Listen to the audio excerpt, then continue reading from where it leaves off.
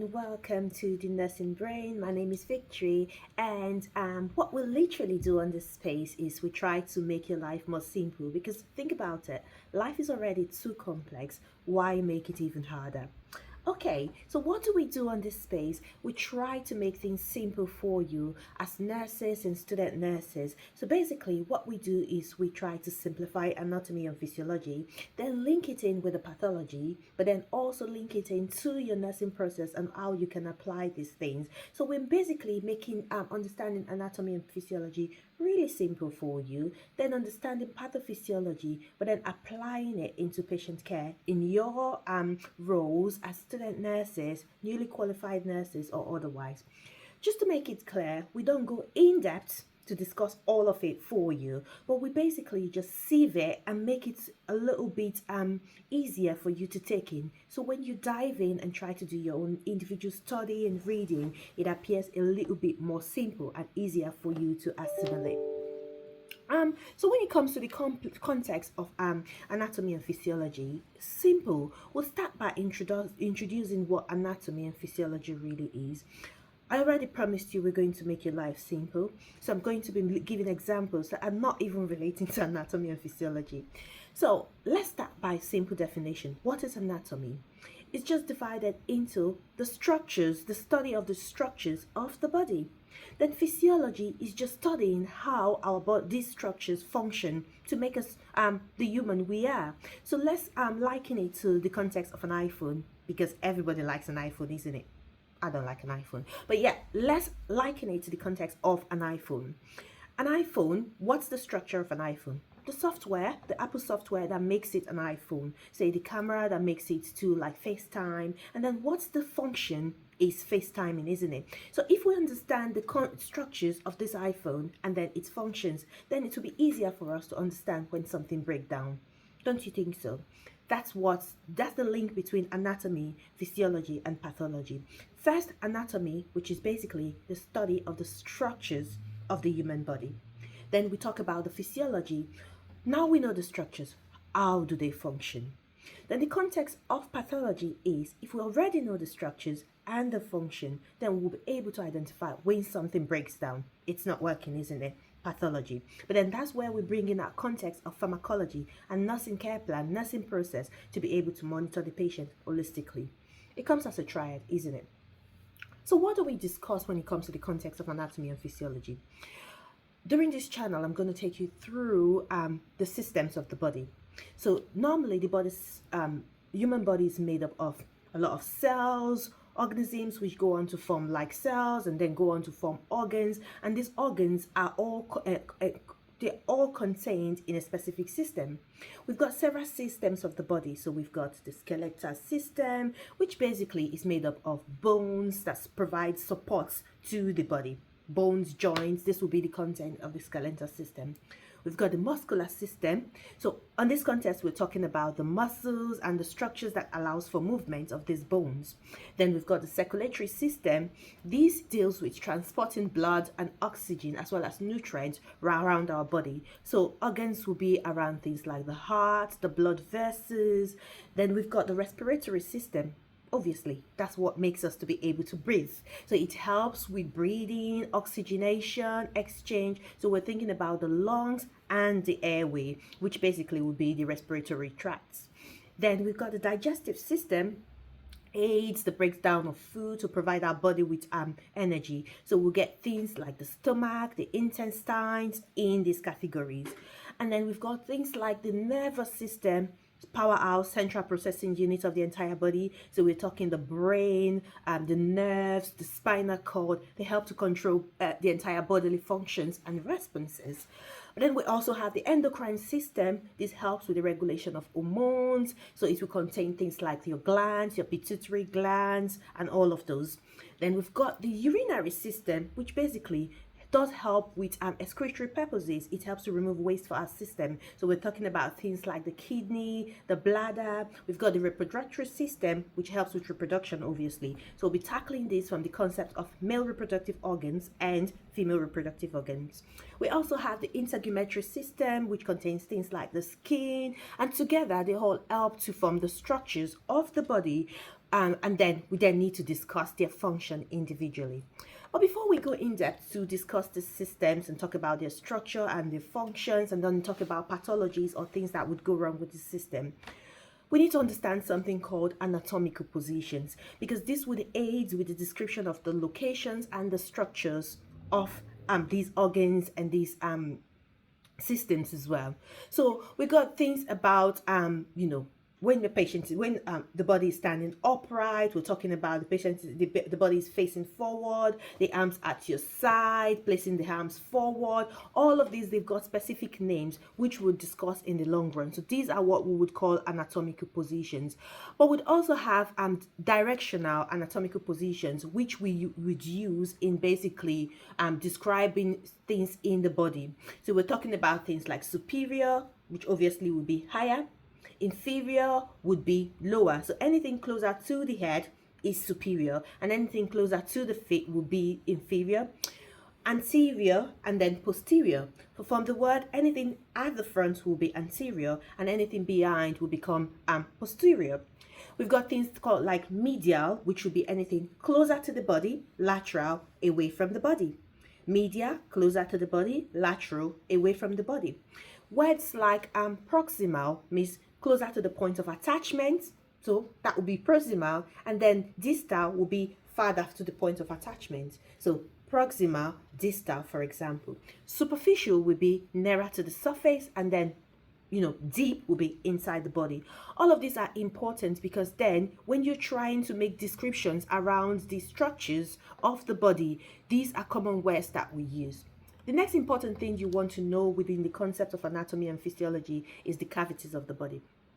The human body, it consists of several cavities, and these are just spaces or hollows that houses or protects vital organs. So they help with, they allow for movement, they allow for expansions of the organs. For example, the lungs, it's contained in a cavity that helps it to expand, but also protect it while still allowing it to expand. This will be, in this case, the pleural cavity. So there are multiple cavities on the body using the directional words we just talked about. So let's talk about the posterior cavities as well. So these are cavities that are located at the back of the body. So we'll start by the cranial cavity. This is the hollow in the skull. It's the cavity that contains the brain. It protects the brain.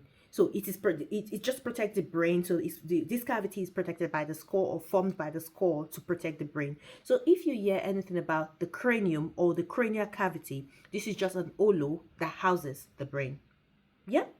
The next thing would be the vertebral or spinal or neural cavity. This is a cavity that protects it, or that formed by the vertebrae, but its main purpose is to protect the spine. So if you hear spinal or neural cavity, this is the cavity that protects the spinal cord. Cranial cavity is the cavity that protects the brain or houses the brain. Then we're moving on towards the anterior part of the body, the anterior cavities. So these are cavities that are located at the frontal part of the body. So the first big one would be the thoracic cavity.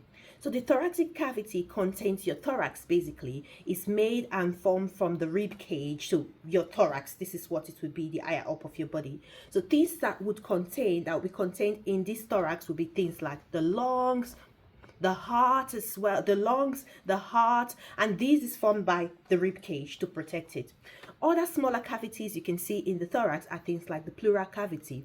This is the space where the lungs are contained. Yeah. Then we've got the pericardial cavity, which is a cavity or a hollow that protects the heart.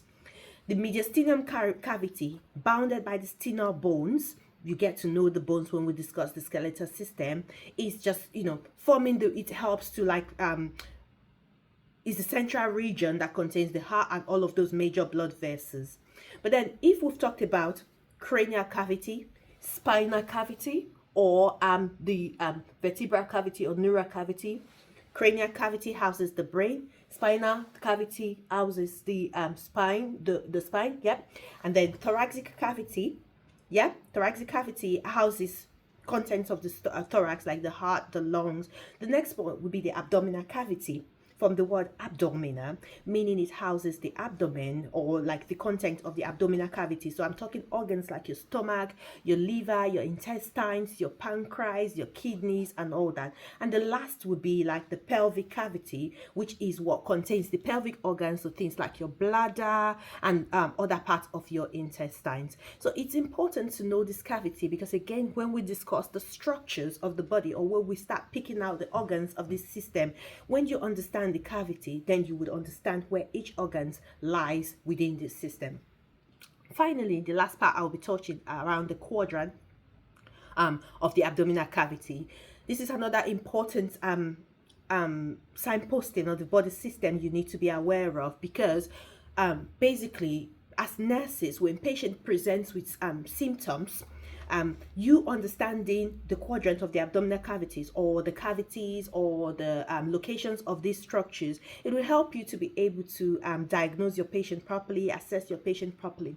So in order to understand the abdominal cavity, I'm going to put a picture on this video that shows what the abdominal quadrant of the abdominal cavity can look like. You need to draw 4 quadrants, divide the abdomen into imaginary 4 quadrants. Please don't physically divide it, but yeah, in vertical line basically. So you're just dividing it to give you sections. So you've got things are like the upper quadrant, the right upper quadrant. So the content of things that would be in the right upper quadrant would be things like the right lobe of the liver, the gallbladder, the duodenum, which is a part of the small intestine, the right kidney, as well as a small portion of your small and large intestine. What does this mean? So if a patient presents with a pain on the right upper quadrant of the abdominal cavity, so you want to be thinking a problem with any of these organs that lie within the right upper quadrant. So you can see why it's important to understand the quadrant of the stomach.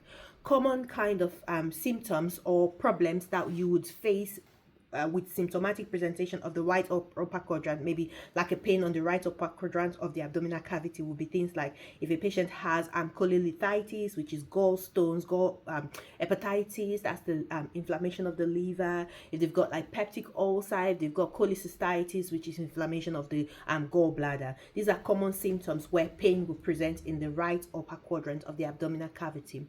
The next thing we want to think about will be the left upper quadrant of the abdomen.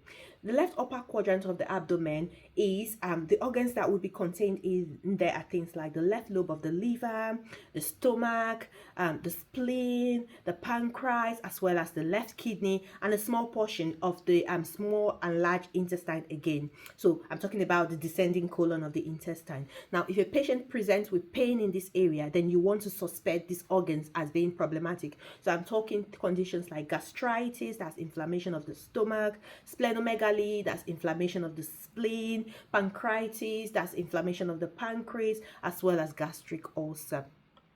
Now, the third bit is the right lower quadrant, yeah?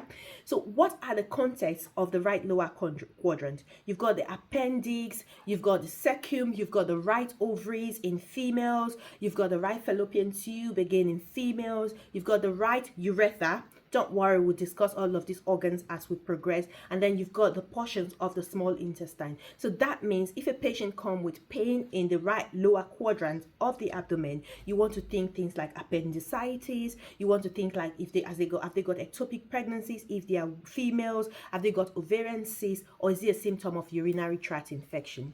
The next bit, the fourth quadrant, will be the left lower quadrant of the abdomen. So things that will be contained in this quadrant will be things like the left ovaries, the left fallopian tube, the left urethra, portions of the small intestine, as well as the sigmoid colon. So if somebody presents with pain on that on the left lower quadrant, we want to think things like diverticulitis, which is basically inflammation of the pouches of the colon. We're thinking about ovarian cyst again in female. Have they got kidney stones? Have they got things like irritable bowel syndrome? Sometimes even kidney stones. So Again, why do we think that these quadrants matter? They really matter because they aid our assessment. They would kind of conceptualize patient symptoms and presentation, and then they will help us to provide the right treatment for the patient.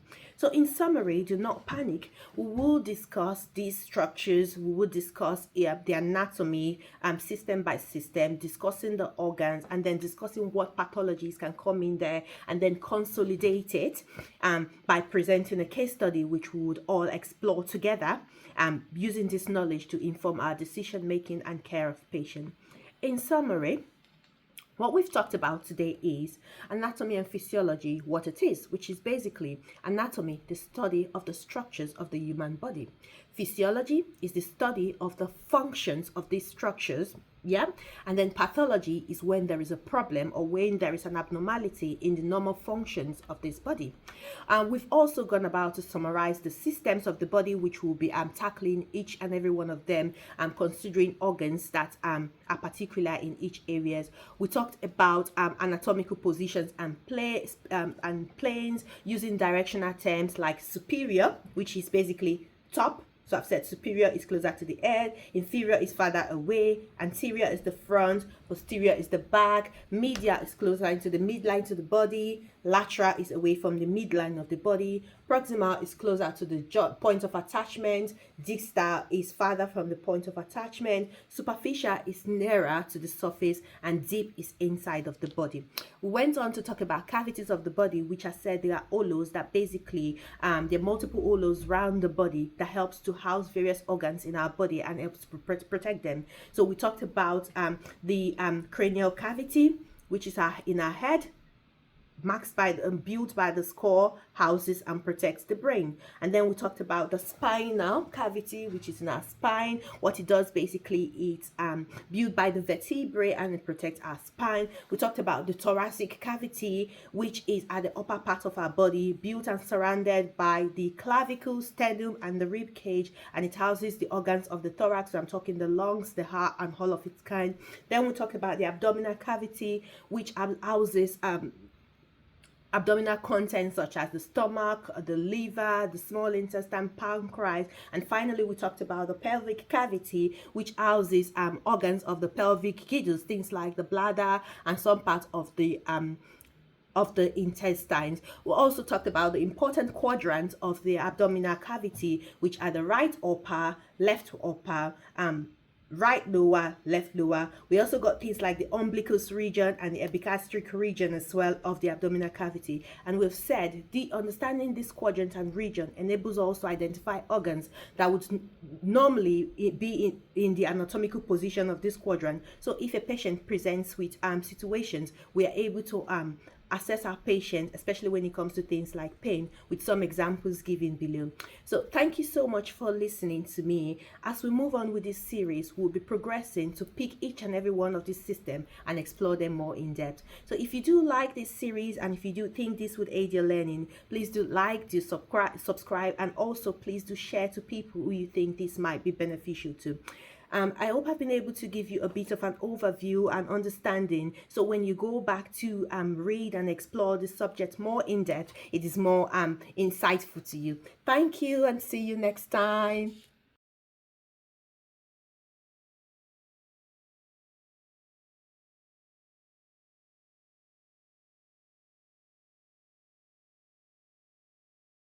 For more simplified nursing content, be sure to follow us.